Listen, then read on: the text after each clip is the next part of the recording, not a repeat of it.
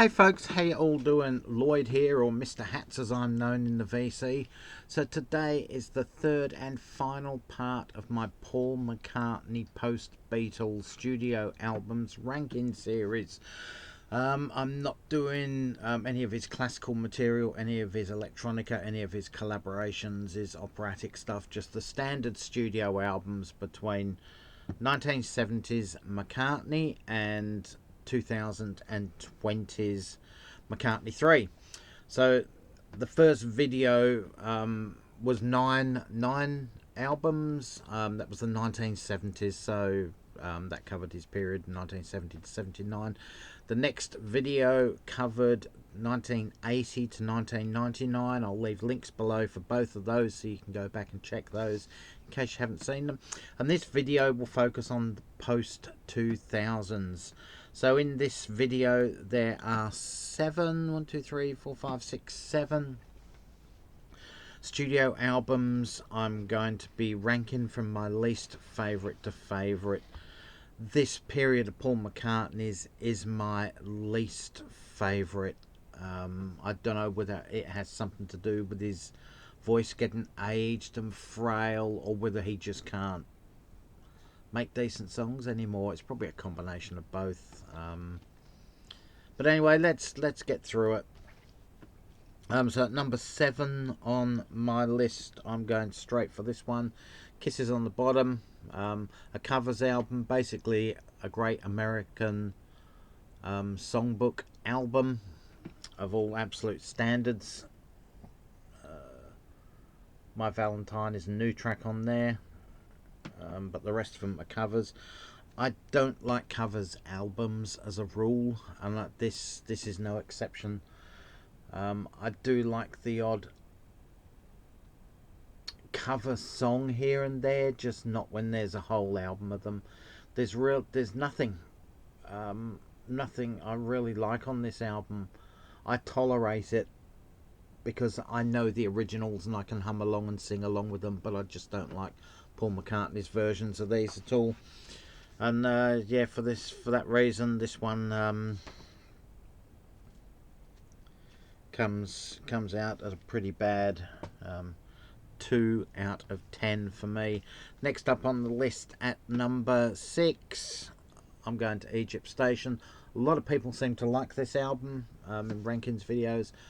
I really don't get it. I don't get why it got great reviews. I don't get why people in albums rankings have it as a top 10 album of his career. I just don't understand it. There's some pretty cringeworthy stuff on here.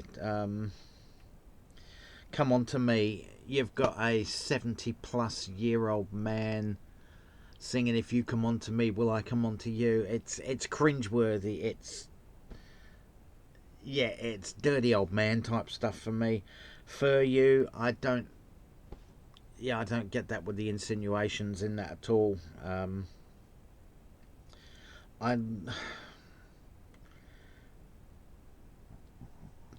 There's a lot of good melodies on here. There's a lot of good foot tapping type stuff. I just don't like the songs overall. Confidant isn't a bad song.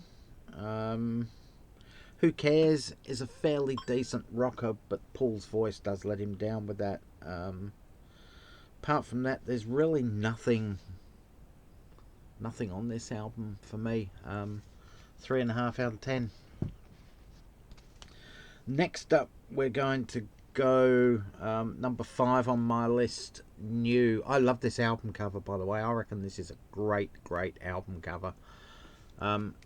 Again, I just don't hear nothing that I like. People rank this as well. Top 10 album, great album. Rolling Stone gave it great reviews and all the rest of it. I just don't understand it. Queenie Eyes, not a bad song. New, the title track, is good.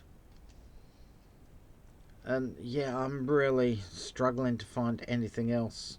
On My Way to Work is okay, I guess. And Save Us. But I struggle with the rest of this album. It's too much of a nothing album.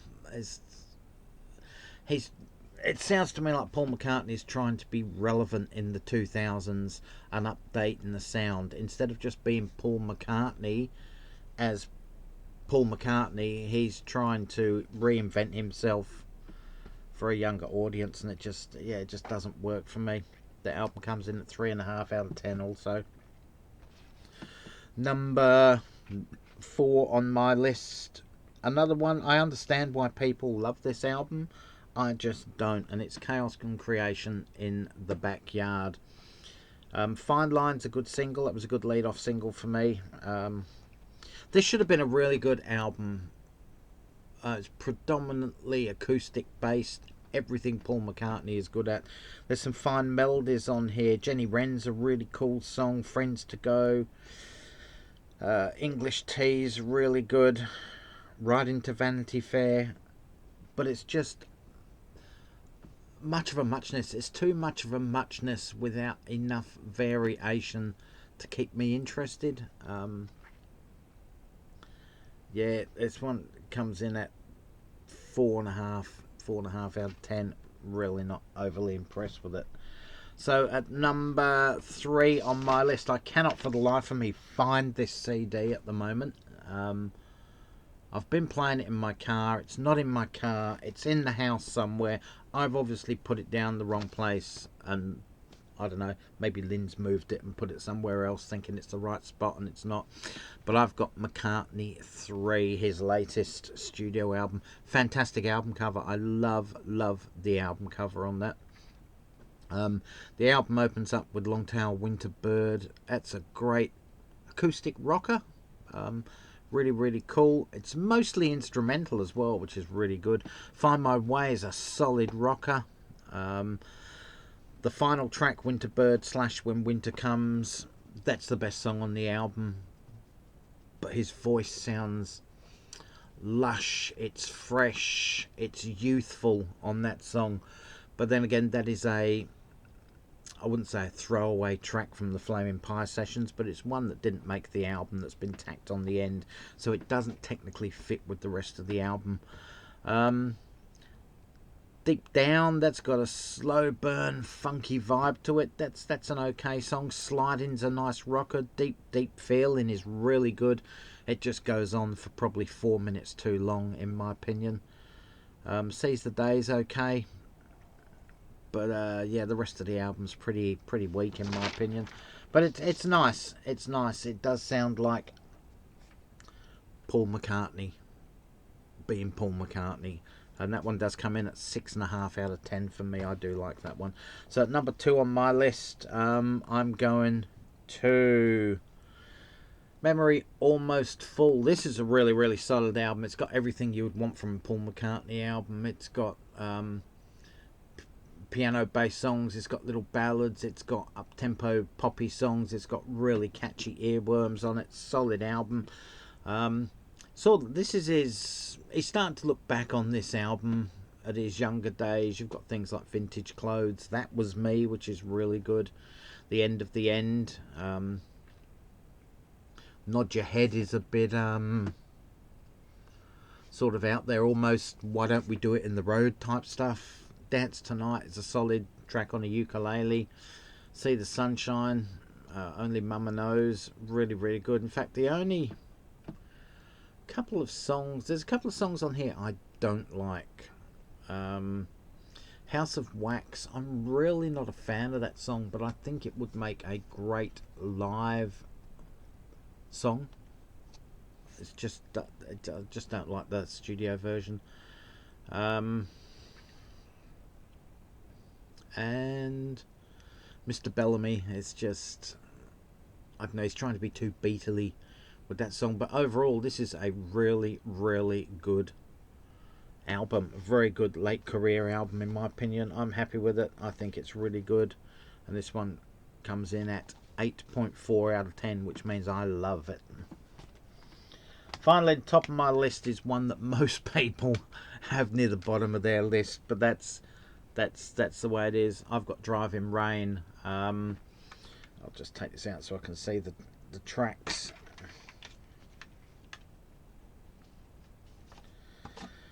Yeah, so it was the first album, studio album he basically released after Linda had passed. She passed in 1998. This was released in 2001. The first half of this album, the songs... Let's go down to the sound of the album first. It's very down, it's very solemn, it's very grey, it's very depressing. For the most part, the lyrics are very somber. Paul's voice, you can hear it cracking in times. He's trying to hold back tears, and he's sounding sad, he's sounding angry, he's sounding depressed. It's all the things that you feel when you're going through the grief process of losing someone. So I understand this album totally with what he's doing. A lot of people obviously think it's just a dark, boring album, and they're probably not thinking about the mental state Paul was in at the time of this. Anyway, the first half of this album, a lot of them are songs. You read the lyrics and you can sort of hear those songs are leaning towards being tributes to Linda. Some of the second half of the album, probably 4 songs, about Heather Mills, About You, for example. Heather, the beautiful, almost instrumental piece. It's just Back in the Sunshine again, Your Loving Flame. Absolutely brilliant stuff. But yeah, I get it. I think it's absolutely fabulous. It's not like any other Paul McCartney album. Rinse the Raindrops, you can hear him, tears running, streaming down his face as he's screaming out the lyrics on this really rough and ragged, almost jam at the end of the album. It's 10 minutes long. It's absolutely brilliant in my opinion. It's one of my top 10 McCartney songs of all time. I just absolutely love it. The only fault I have with this album is some of the lyrics on Driving Rain, the title track, when he's going 1, 2, 3, 4, 5, let's go for a drive, 6, 7, 8, 9, 10, let's go there and back again. It's just so cringe worthy. It's so simplistic. It's a horrible thing. But I really love this album. So yeah, apart from those lyrics in the chorus of Driving Rain, the other cringeworthy moment is the tack-on hidden track, which is Freedom, which was about the 9/11 Twin Towers thing. It's a terrible song, terrible song. Yeah, it's sort of anthemic with its type vibe, but as a song, it's pretty weak, and Paul McCartney should stay away from protest songs. He hasn't got the bite or the venom in his lyrical arsenal to write protest songs and have them mean something with feeling. Sadly, he's good at what he does. Let other people do the protest songs, Paul. But yeah, this is a fabulous album. Be pretty close to being my favourite Paul McCartney album of all time. Driving Rain, this comes in at 9.3 out of 10. Anyway, folks, let me know in the comment section below what you think of these albums. If you've even hung around with Paul all through these decades until this final last bit. Am I totally off the mark with albums like Chaos and Creation, New, Egypt Station? I seem to be the opposite to what other people are saying about it. Have I changed your opinion on how you think about Driving Rain? Anyway, guys, thanks for watching this whole series. If you've missed any of them, the other 2 videos are in the links below. Go back and watch them.